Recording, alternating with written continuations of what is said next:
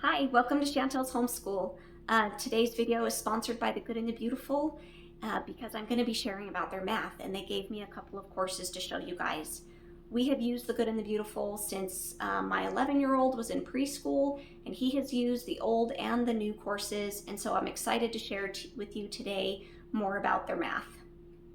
One of the things that I really like about The Good and the Beautiful math is that there's a lot of variety in each worksheet, so that your kids don't get bored just doing one thing. Like, they're not just doing addition, they're not just doing carrying with addition or borrowing or regrouping with subtraction. Like, there's a lot of variety within each lesson so that kids don't get bored. The other thing that I personally like is that it's spiral. I've mentioned in another video that their spiral is different than some of the other spiral programs that we've used. And I don't want that to come across as like a con. I think that it's a good thing, especially for people who want something a little more mastery based. I feel like The Good and the Beautiful is a good mix of spiral and mastery, but it is spiral. I just feel like it has a lot of mastery components in it, which we really have liked. So for example, today my daughter was learning about multiplication, and it was going to have her pretend like she was going to teach a class to younger students. And she had to figure out, how many scissors they needed and how many pencils and how many rulers. And that is real life math. Like, that's something you're going to use a lot. And so I appreciate that The Good and the Beautiful includes those types of real life situations in their math. One thing else that I want to mention is that just this week or last week, they released The Good and the Beautiful Level 8 math. So now it goes all the way from preschool, because they have math in their preschool books, clear up through pre-algebra, because Level 8 was just released. And while I have not used Level 8, I am excited because I love that your kids can stick with one program as long as it's working. Like, they can stick with one program from preschool all the way through Level 8 in pre-algebra. And that is so key. Like, I've heard from many experienced moms that it's important to try to stick with the same curriculum through the elementary years. And if you're going to switch, you need to switch like before middle school or before high school. And so now The Good and the Beautiful has that all the way up to pre-algebra. And I think that that is just great. So I have a couple of The Good and the Beautiful math books that I want to flip around and I want to show it to you. I have Level 1 and Level 2 and Level 3. That I just kind of want to show you guys. If you watch my Saxon versus The Good and Beautiful math video, you can get a pretty good look inside of math level 5. And so I want to show that to you to kind of give you an idea of how the lessons look, and then I want to explain how we use it, and maybe some struggles some people might have and kind of how we've worked through them. All right, so let me kind of show you inside the math. The math comes with these boxes. I don't have the new boxes for Level 1. This is what I have. These are what the new boxes look like. I actually really like the new boxes. These don't break as easily. They're really easy to open. Probably the only negative is, like, these used to be little tin things instead of the cardboard with a clip. But I do really like the box. The box here, you can see that it's chipped, and it always gets stuck when I'm trying to slide this in and out. It always gets stuck. So they have that for 2, and then for 3 it's very similar, which is actually kind of nice for storing purposes that they're the same size.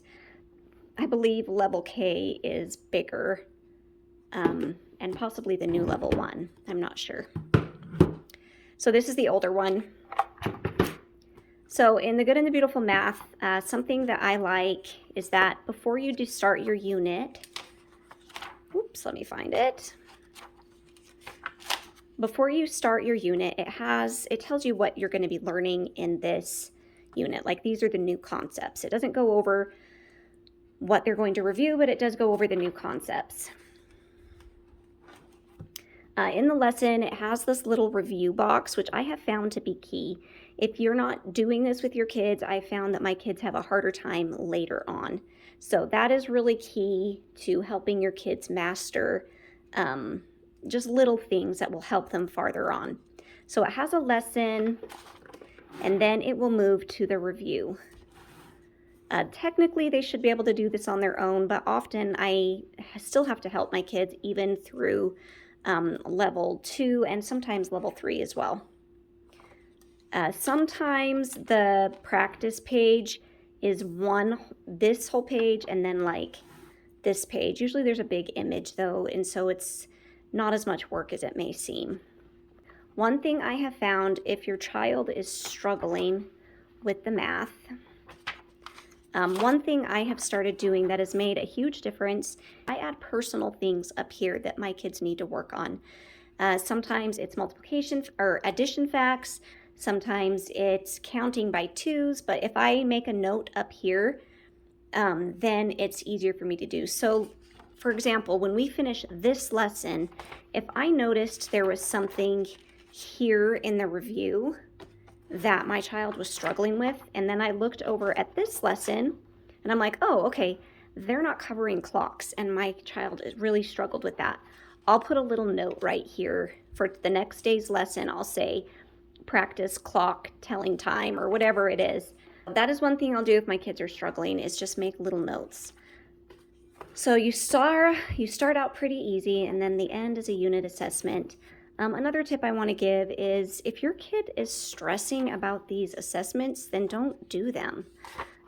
This will give you an idea of what they're struggling with. But if you're sitting and doing the lessons with them every day, there's really no reason to do this if you're keeping track of what they're struggling with. So one of my kids just had complete meltdowns with the assessments, and so we just stopped doing them. I do think they're helpful, so if my kids don't mind them, we do them. I always tell them that they only need to do the purple, they don't need to do the orange, and so it kind of makes it feel like they're skipping half their work. So this is the final assessment, which is a little long. If you're really not sure where to place your kids, I recommend downloading the PDF and trying the final assessment, or even the assessments within each unit, so you can kind of gather where they're at. So that is Math 1. This is Math 2. This is brand new. We haven't used it yet. This is for my son for next year. And this has many of the same components as level 1. It still has the review box. Again, I'll add things if I know they're struggling with it, and it has the lesson.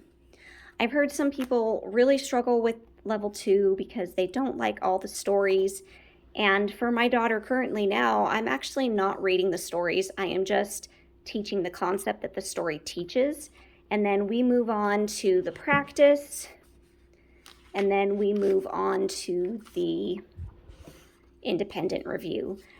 Sometimes my child really likes the stories and I'll do it, but often they just are excited by all the new concepts, and she just actually is very excited by the new concepts and gets super excited by new things. So I will just teach the concept, and then she goes and does the review. And level 2, towards the end, I feel like the pace really picks up.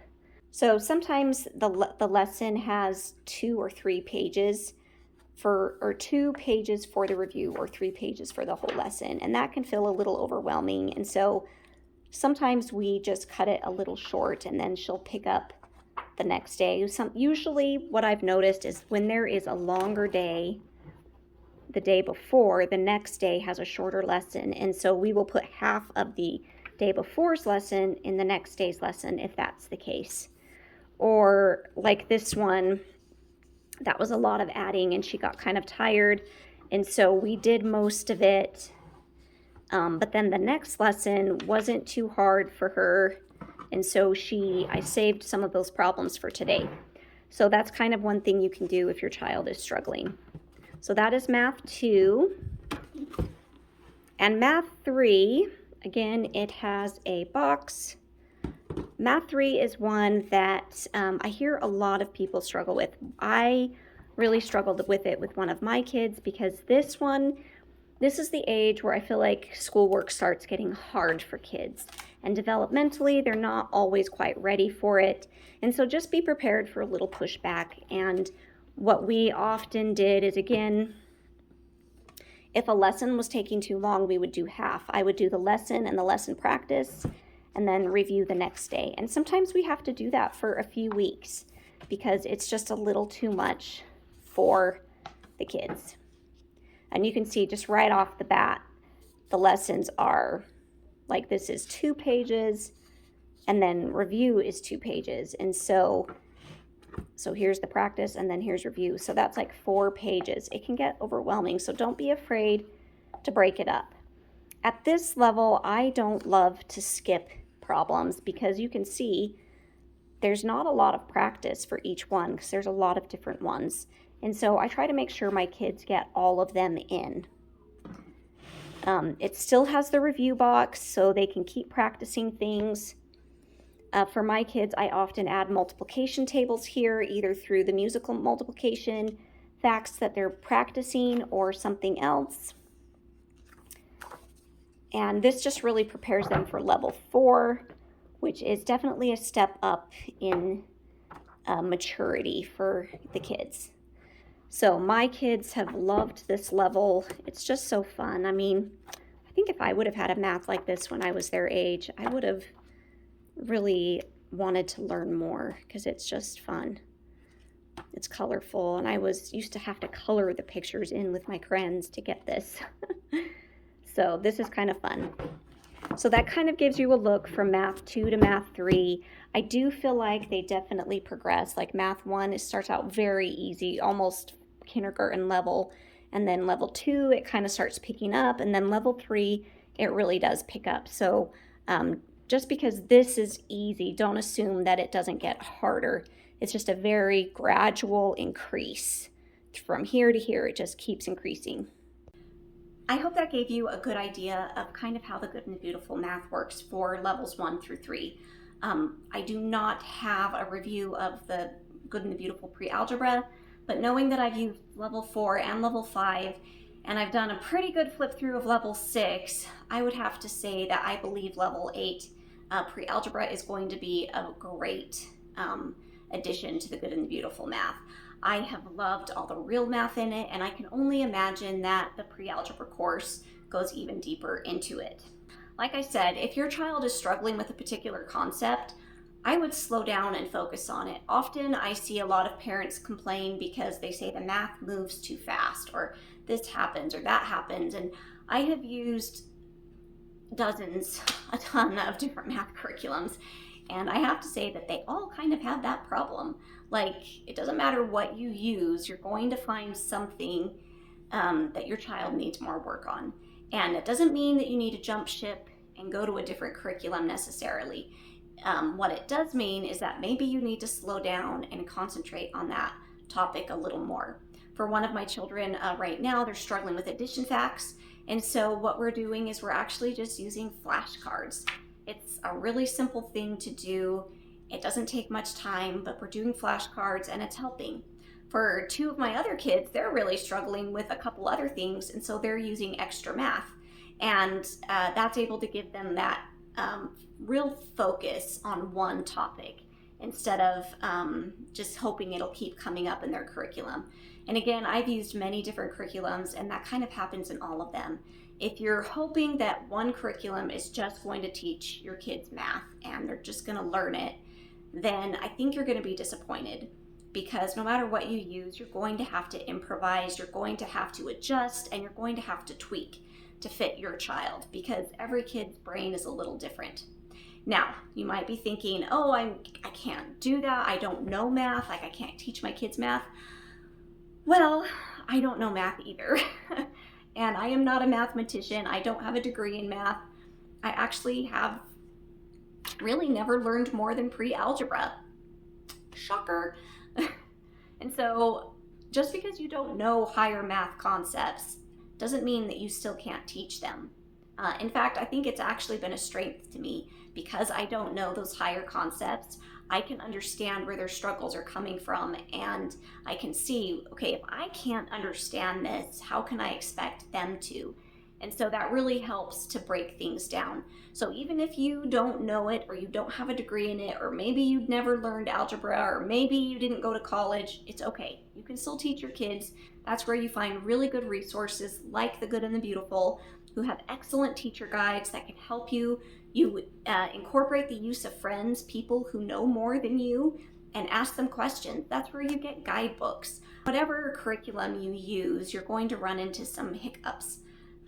to use. Now I do have a video where I mentioned I moved 2 of my kids from the Good and the Beautiful Math to Saxon. And that has nothing to do with the Good and the Beautiful Math. I really like the Good and the Beautiful Math. Out of all of the elementary math that we've used, it's my favorite. It is the most hands-on with the least parent intensiveness. Like, I'm there and I'm helping them, but it's not hours long, and I don't have to pull out this big old bag and stuff and prepare a ton of stuff before I teach the lesson. Because that's just not going to happen in this house with all the kids that I have. So why I switched the other two, after working on a lot of their problems, for my son who's 11, we've been struggling with dyslexia, and with dyslexia often that goes into numbers and other things, and so we really just needed a different approach for him. As simple as that. The Good and the Beautiful can be good, and just because I switched one of my kids doesn't mean that it's not. My other daughter has just a completely different history than any of my kids because she was a foster child, and so she needed something a little different as well. I am still excited for the Good and Beautiful Pre-Algebra 8. We will be using bits and pieces of it here and there to supplement my older kids' curriculum, and I think that that's great. That's one thing the Good and the Beautiful I think is amazing, is that their PDFs are free. Whether you use the whole curriculum or not, there's a lot of stuff in there that you can use to supplement anything else that you use. And so I think that that's just amazing. So, and I print off most of my kids' elementary stuff, like their math and things like that. I print it off and we use the PDFs. So, and I get a lot of questions about printing it. And yes, I am planning on giving you guys a printing guide here on YouTube. I have a couple of technology issues that I'm trying to work through to give you a really good quality video of what I do. So that's coming. For those of you who are saying, I want to know how to print, well, it's coming, but until then, you might want to join the Good and the Beautiful Printing Facebook group. I'm an admin there, and I've shared a lot of guides there. And then on my Instagram channel, I have video steps of how to print each thing. So you might want to check that out as well. But I am hoping to get it here on YouTube. I just have to work out a few technology glitches. Hope that was helpful for you to kind of see the Good and the Beautiful Math. I want to thank them for sponsoring this video, and they gave me some of the math courses that I'm going to be using with my 2 younger kids, and I'm really excited. And I hope you'll check out their new release of Math Pre-Algebra 8. It's going to be great, and if you have a child who is waiting for it, they're going to love it. So we'll see you next time. Bye.